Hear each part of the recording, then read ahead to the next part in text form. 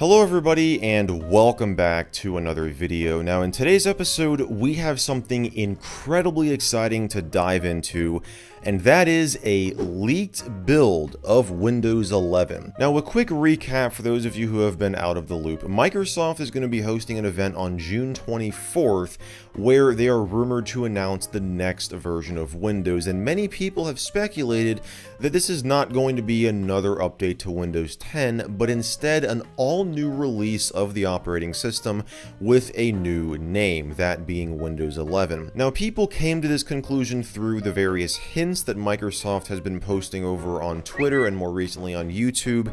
It started on June 2nd with a tweet on the official Windows Twitter account that included a video which appears to show the number 11 in a shadow underneath the Windows logo, and yes, that is the new Windows logo, at least in this build. It does look like the Microsoft logo, which it is, though the Microsoft logo is multicolored. Now, the tweet itself said that the event was going to begin at 11 a.m. on June 24th, which that, combined with what we saw in the video, led a ton of people to begin speculating about Windows 11. And later on, they posted a slow-fi remix of various Windows startup sounds on YouTube, which just happened to be exactly 11 minutes long, which it seemed like these three things just can't be a coincidence. This is obviously intentional, though for whatever reason that video is now unlisted. But all of that brings us to today, June 15th, 2021, when a build of Windows 11, or what appears to be Windows 11, has leaked online, specifically build 21996.1, which is very interesting because you may remember back in 2015 when Microsoft released Windows 10, they stated that that was going to be the last version of Windows and they were just going to release updates to it as time went on. Well, clearly that's not the case now. Right off the bat, as I said earlier, here is the brand new Windows logo. So it looks just like the Microsoft logo, but it's just all blue instead of multicolored. And here we are on the setup screen. Now, a couple things I want to point out here. First of all, we've got the new Windows logo up here. What's also interesting is the copyright date, which is usually at the bottom left, has been removed. Now, there's a bit of an interesting discrepancy in the setup process as well, and that is, watch what happens to the logo when I click on next. Yeah, it changes back to the Windows 10 logo. Now, I saw a couple people online posting about this, and they were saying like, oh, this is kind of odd, but really it isn't, because this is pretty common for development builds of Windows to have inconsistent branding like this. If you've seen any of my Windows development history videos, you know this very well. It's very common for development builds of Windows to utilize some of the branding from the previous Windows release. Now, for those wondering, the files on the DVD have a last modified date of May 30th, 2021 at around 2:00 p.m. Some of them say 2:11, some of them say 2:14, and this obviously is not going to be the case on a standard Windows 10 disk. Let's go ahead and click on Install Now. This process is essentially almost identical to what we see in Windows 10. There's really no changes at all. And here we get to choose the specific version we want to install, or the specific SKU. We're going to go with Windows 11 Pro, and yes, you can see that everything says Windows 11. There's no Windows 10, and the date modified is May 30th, 2021 for all of these. So we're going to select the Windows 11 Pro x64. Next up is the license agreement, which was last updated in June of 2021. And right here you can start to see some new UI elements. This is the new scroll bar, which looks quite interesting. They've kind of shrunk the size of the little bar itself. Yeah, so there you go. And we've also got a new checkbox down here. This is what that looks like. So these are some of those new UI elements that I was talking about. Now, the license agreement itself appears to be a standard consumer style license agreement. There's nothing about this is a confidential build, don't share outside of Microsoft, you can lose your job if you do so. There's none of that. And I'll talk more about that once we get into the OS, because there's nothing really across the OS that I've seen that say like, oh, this is confidential, don't share outside of Microsoft, etc. We're going to click on next here. We're going to click on custom and choose our partition here. I just made a 40 gig partition on this VM. And as you probably expected, the installing Windows screen itself here, where it's copying the files and everything, is exactly the same as what we saw in Windows 10. Okay, so Windows 11 has restarted here. It's getting ready, going through its first boot procedure, and this is is quite interesting. Literally, like, right now, as I'm recording this video, Windows has posted a tweet on their Twitter account. This is just the start. Tune in on June 24th at 11 a.m. ET to see what's next. This is really interesting because this is essentially an acknowledgement of these leaks. I mean, it has to be. This is just the start. They tweet this the same day that this build leaks. A very, very interesting tweet from Windows. We're going to set that aside because here we are at the all-new out-of-box experience, which looks incredible. So we're going to select US here. We're going to click on yes. Now, essentially, all of the prompts and everything that it asks you are exactly the same, but it's just been completely redesigned. So we're going to choose the US keyboard layout. We're not going to add a second one. And it will ask us to, name your account or sign into a Microsoft account, etc. So we're going to set up for personal use and click on next. Now, to sign in with a Microsoft account, you just can do that here. And we will do this later on in the video because there are certain features that require you to be signed into a Microsoft account. But if you want to make a local account, you just select sign-in options and then choose offline account. They will beg you to make a Microsoft account. We're just going to say limited experience down here. And then you can enter your name. So I'll just do Michael. And they once again tell you even better, use an online account. They really want you to sign in, but you can still make a local account if you want. And we're not going to bother creating a password. You can just leave it blank if you want to.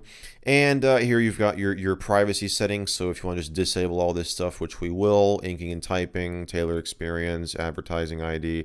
So we can do that, hit accept. Now let's see what's new from Windows. So it's going to go into the hi screen again. We're setting things up for you, or now it says getting things ready for you. It just goes through, and we've got a new animation back here as this is going on, which is pretty cool looking. And the font has changed as well. That is certainly a different font than what we saw in Windows 10. All right, everybody, so here we are logged in to Windows 11, and you'll see right off the bat that we've got some pretty major changes going on down here at the bottom of the screen. This is the new taskbar, and this is the new start menu.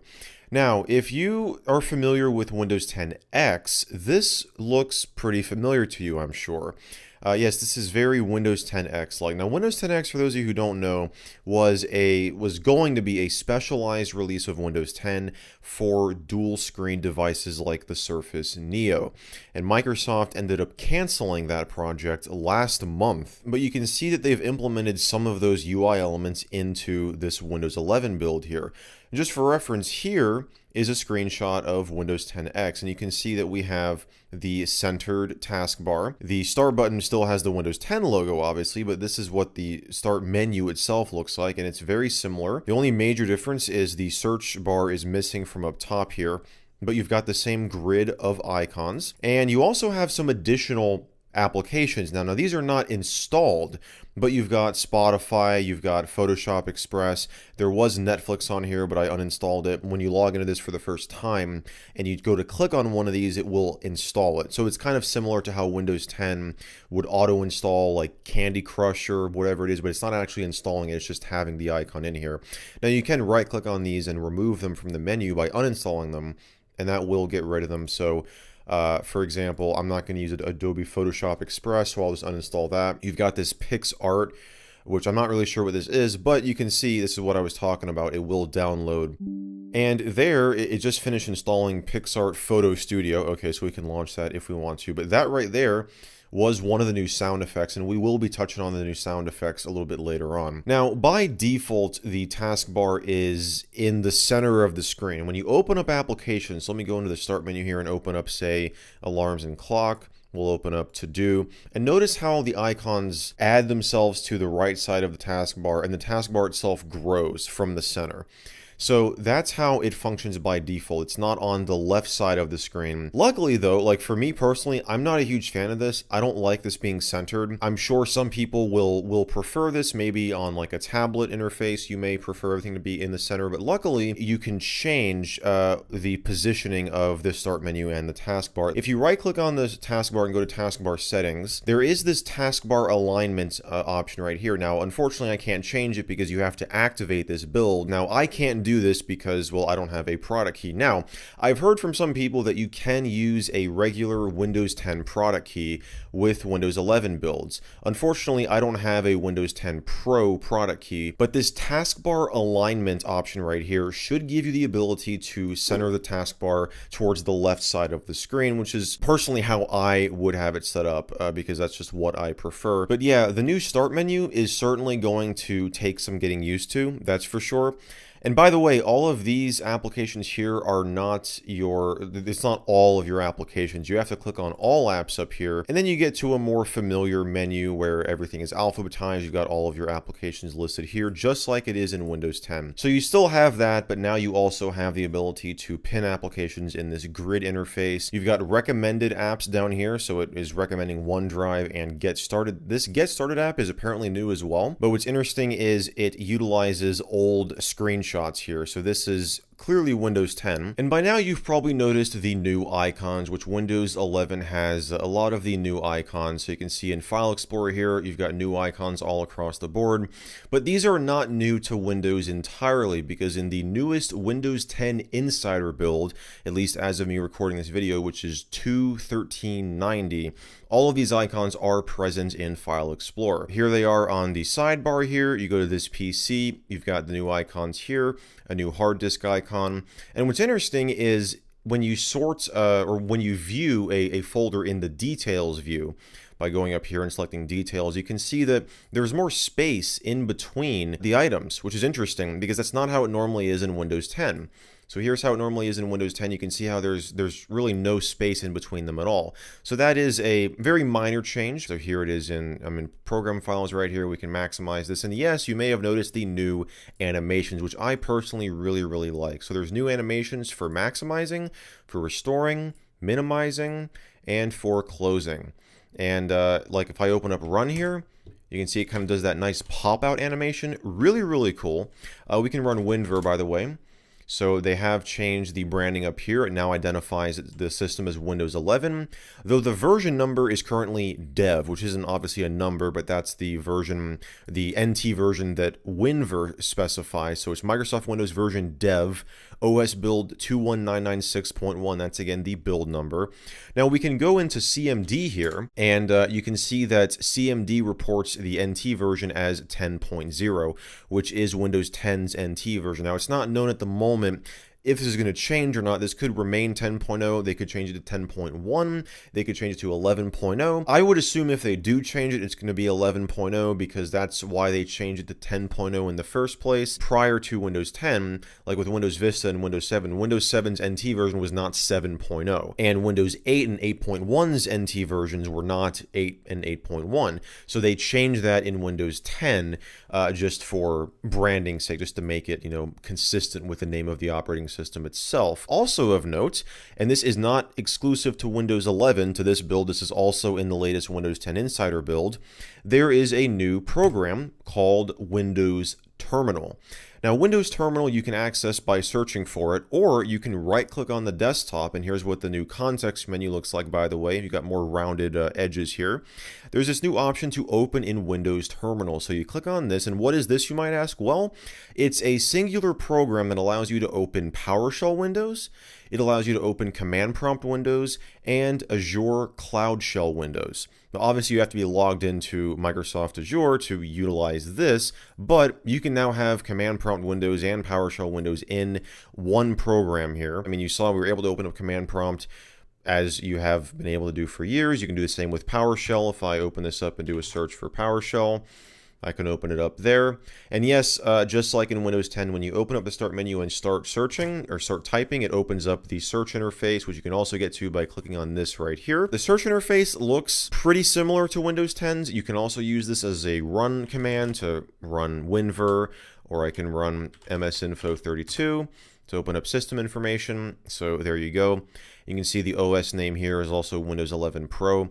Now, what's interesting is, like I was saying earlier, there is a bit of inconsistent branding. I mean, you saw during the setup process, there was that point where the logo shifted back to the Windows 10 logo. Pretty much everything else says Windows 11, except for in Windows Update, which we can open up here. There is an update that is currently pending install. It's a .NET Framework update for Windows 10 version next. Now, this is not, something client-side because it is pulling this update from a server, so it's just that the update on the Windows Update server is named .NET Framework 3.5 and 4.8 for Windows 10 version next for x64, and this is likely done just to not use the name Windows 11 until they've officially announced it. Because if you notice in all of their teaser videos and all that, they've never used the phrase Windows 11 ever. So I think they're just refraining from doing that until it's officially released on June 24th. Now, something that I'm sure a lot of people are excited about is Windows Internet Explorer is finally removed from the operating system.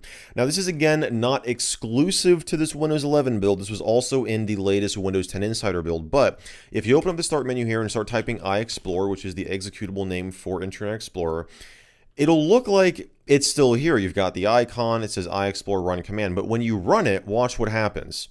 It opens up Microsoft Edge. If you open up the run command and do the same thing, iExplore, it will open up Microsoft Edge. The folder's technically still here, but you cannot launch the program anymore, even by double-clicking on the executable itself. It now opens up Edge. Now, I mentioned earlier that there are new sounds across the board in Windows 11. We're going to take a look at those right now. Now, the control panel, if we sort by category, you've got some new icons in here as well, which I assume some of these would have been in that Windows 10 Insider build because they are in the same design language as what we have in File Explorer here. But you can also sort by large icons, and you can see we still have all of these old, Windows Vista / Windows 7 style icons, which is neat to see that they're still in here. So we go to sounds here, and let's just go through all of these, all right?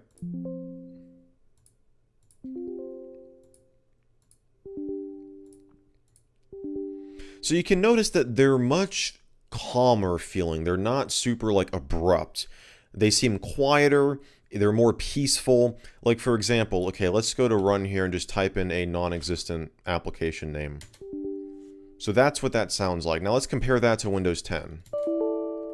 So you see how it's, it's much calmer. It just feels, nicer, at least to me. So there you go. Now you can obviously change these. I mean, there's not like a separate sound pack in here, but you can obviously change these to whatever you want. You can just copy the Windows 10 sounds over. You can copy the Windows 95 sounds over if you want to. Now, the startup sound doesn't show up in here, but you have to do, and this has been like a thing since Windows 10, but you have to check this play Windows startup sound. So we can just restart the machine, and I'll show you what the, or I'll let you hear what the startup sound sounds like, because it's pretty neat. And there it is. So again, much calmer, much more peaceful. I think it sounds pretty nice. One other thing that I want to touch on is in File Explorer here. I noticed this, and this is actually probably the case with every window, so we'll just wait for File Explorer to open up here. And that is when you hover over the Maximize button. Check this out.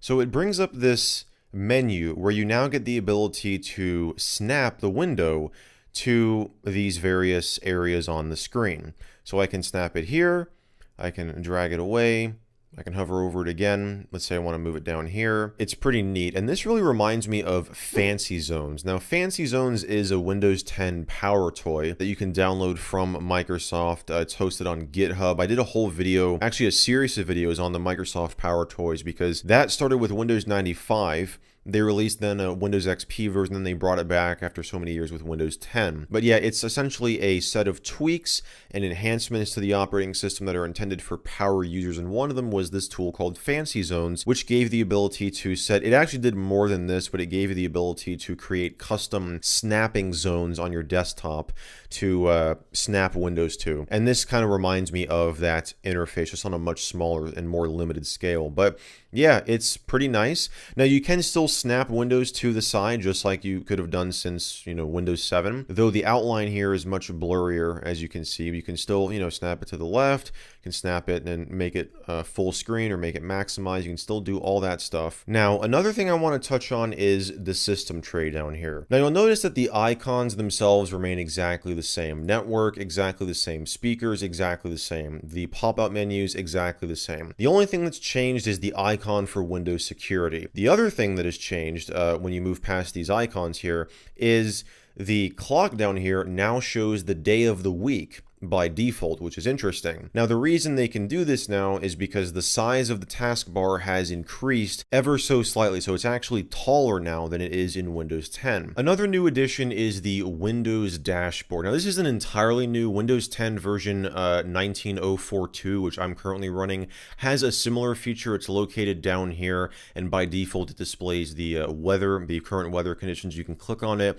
and it opens up this menu. You got like news and weather and all that kind of stuff. Well, this is very similar to that, though you have to be signed into a Microsoft account to use it. You don't have to be signed in on the Windows 10 feature that's similar to this. Now, what's interesting is when you hover over this, it says widgets, but when you click on it, it says you need a Microsoft account to use Windows dashboard. So we're going to sign in. Okay, so we're signed in, and now I can click on this icon here. It flies out from the left side, and you've got, again, very similar stuff to what you have in that Windows 10 interface. You've got weather, stock quotes, etc., news stories down here. Now, again, it says widgets down here, but you can't drag any of these to your desktop. I mean, you can, but it just drops an MSN link here. So this is just going to open up in Microsoft Edge, so we'll just get rid of that. But yeah, that is this new interface here that for whatever reason you have to be signed into a Microsoft account to use. And last but not least, here is the task view interface, which has been changed a little bit here.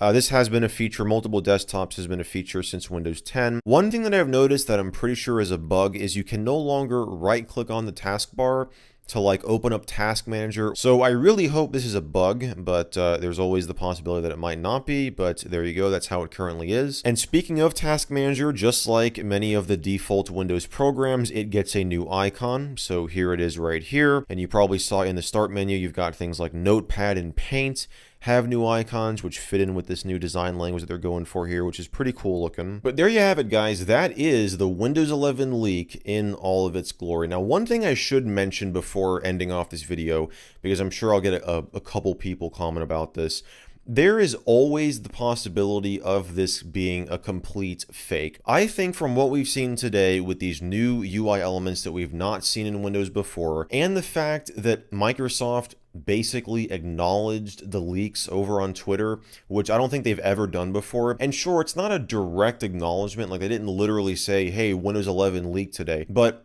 the way it's written, it kind of alludes to that, and I think it's essentially an acknowledgement. Honestly, another kind of fun theory to think about is it could be, I mean, maybe Microsoft is pulling like a Windows Whistler. If you're not familiar with Windows Whistler, that was the code name for Windows XP. And Windows Whistler included this theme known as the watercolor theme, and that was the visual style that was used for most of the builds. And towards the end of Windows Whistler's development cycle, Microsoft implemented this new visual style called Luna, which became the default visual style in Windows XP. And it turns out that watercolor was never meant to be the final theme. It was a placeholder while they were developing Luna and kind of saving it to the very end. You can really get like conspiratorial about all this stuff. Maybe they leaked the build intentionally. Maybe they're going to get up on June 24th and completely blow our minds with a new release of Windows that like no one's ever seen before. Nothing like in this build. I mean, who knows? You can get, like I said, super conspiratorial about all this stuff. But this is what we've got to take a look at today, and it was fun going through all this stuff. And yeah, that's really all I've got for you guys today. Hopefully you enjoyed this video. This was something that I made last minute. I literally like dropped everything I was doing. I was working on a completely different video, and then I heard about these leaks and I dropped everything to cover it. So hopefully you guys enjoyed it. If you did, be sure to give it a thumbs up. Be sure to get subscribed down below and turn on those channel notifications if you haven't already to get notified whenever I upload a new video, which I do multiple times every single week on this channel. And as always, I want to thank you all so much for watching, and I'll see you in the next video.